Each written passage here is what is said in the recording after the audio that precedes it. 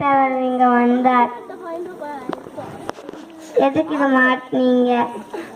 எங்க அம்மா பாவம் வயசானாங்க, வெளியில போய் தண்ணி பிடிக்காங்க, அதனால தான் வீட்லயே மாட்டி கொடுத்துட்டேன். எங்க அம்மாவை போல எத்தனை பேர் வயசானவங்க இருக்காங்க, அவங்களுக்கு மாட்டி கொடுப்பீங்களா?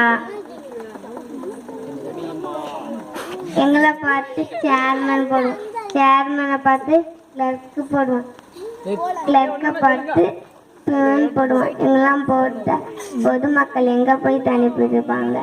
நம்மளுக்காண்டி வாழ்ந்தவர் நம்ம காமராஜா.